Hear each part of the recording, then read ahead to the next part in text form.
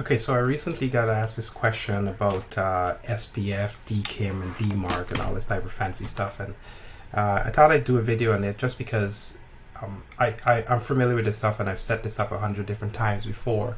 However, I forget the information every time, and so this is more of a record to my own self, but also for anybody that's running a business or doing some email marketing or setting some sort of email whatever transactional emails going out, that hopefully this will help you at least get some understanding of what the hell these things are. And it's not a tutorial, or it's not even a detailed analysis on how to use these tools. It's just sort of give you sort of like a very, very quick understanding of how, like, why do you even care. So I figured I'd do a whiteboard just to kind of give you some ideas, and then you'll think. So first of all, when you're sending an email, let's say this is you over here, all right, and you're sending an email to whoever on the other side, the other person on the other side has actually no idea if this email came from you or not, right?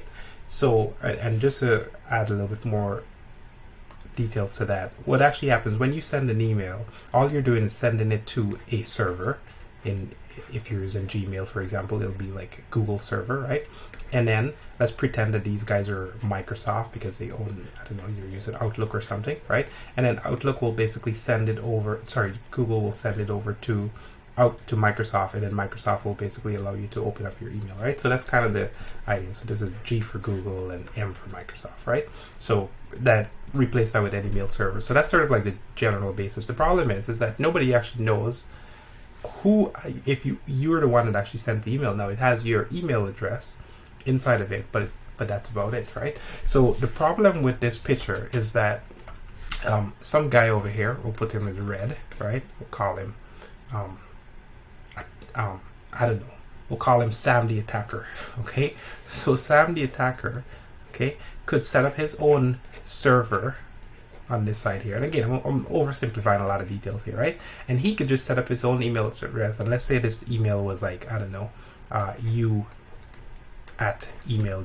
right? So he could start sending emails from you. He could pretend like he's sending it you@email.com, and then have that go to the same server. So the question is, how do you know the difference between this guy, right, and this guy? Because this guy you want, right, green, and this guy you don't want, right? So that's kind of the problem, and that's what this DKIM and SPF and DMARC and all this type of stuff, that's all it's trying to solve. And then one other thing that it's trying to solve is what happens when you are trying to send out emails. So you're doing email marketing, which is probably one of the reasons why you're looking at this stuff in the first place, right? So you got a bunch of emails that you want to send, right? How do I know how do I ensure that these emails are going to get to this person's inbox, right? So that's where this whole DKIM SPF thing kind of really shines. So what happens in as plain English as I possibly can set it up is when you send over, actually let me back up a little bit. So what happens is you put a little record in your DKIM server, DNS record, so your DNS. So your DNS is, if you use GoDaddy, it's GoDaddy. If you use another service, it's whatever. It's whoever you registered your domain name with that's managing all those records that you put in your server, right? So your DNS record, what you do is you put in a record in there, SPF, right? And you put in a DKIM, DKIM or whatever, right? You get the idea. So you put a record inside of there, and basically what it does, it says that this server, aka Google, is authorized to send email on my behalf only. Okay, now it's possible that you could set up another server, like you could use a service like SendGrid or Twilio or one of these other services, and you could add this server here to the list.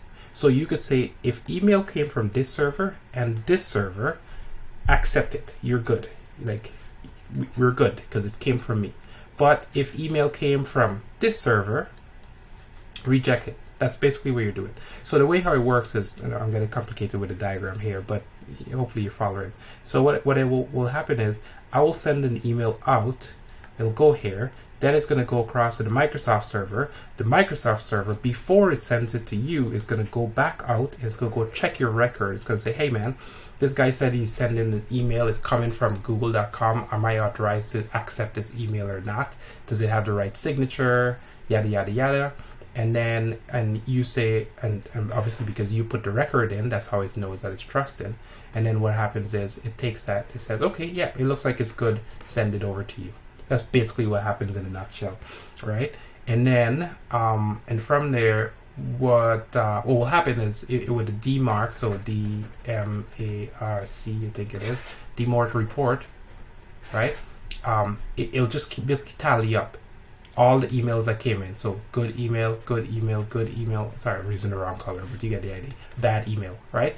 So it'll tally up and it'll say, okay, you got 3 good emails, 1 bad email, right? And then it'll give you sort of a report or thing, and you could use a bunch of tools for that. So I give you all that run around to say that at the end of the day, nobody cares about any of this stuff. This is all for, you know, IT people and yada yada. All you care about is sending an email from a business email address, and it actually hits the inbox of whoever it is that you're trying to send that email to. That's all you care about, okay? So this is all a long-winded way to say, honestly, forget about all that stuff I just showed you. And I'm actually showing you my real account here. So I use a tool called EasyDMRC. I'm not affiliated with these guys in any single way, just to be clear. However, maybe in the future, when you watch this, I might be affiliated with them. I don't know. Doesn't matter. Use them. So, because I've looked for quite easy. DMARC. Oh my goodness. EASY. I'm using this so that it doesn't so I could my easy D. Yeah. I'm doing this so I could get to the pricing page, else it'll keep logging me in every time. So here, so when I get to the pricing page, they're $35 a month. They've actually raised their price. I actually paid $25 a month, so they've raised their price recently. However, it's worth it. Definitely worth it. If you're doing a very limited emails, start with the free version. Actually, it does a pretty good job. I've done the free version, and I've used it for, I want to say, a couple of years actually, or at least a year, definitely for sure. And it's worth the time. But now I send out north of 100,000 emails or something, somewhere around there. So, or somewhere within that vicinity. So I use a higher package, and then I have multiple domains, which obviously the free version doesn't allow you to do. So this is my actual email thing, and see where it does it gives you like a full report. So I got 2 main emails that we actually send out stuff from. This is sort of like our marketing email account, and then this is our real domain name, and then it kind of gives you like a DMARC compliance score and thing. Now, interestingly, for compliance score is actually lower here, huh? So now it's showing me -4. Yeah. So anyway, I gotta figure out what's going on there. But yeah. So they're all valid. See, and what I like about this tool is that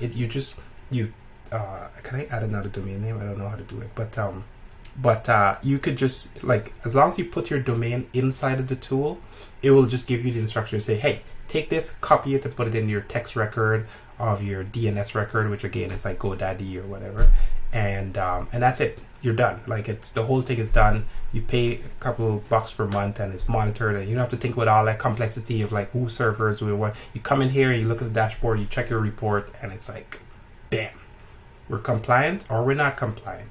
That's it. That's the end of the game.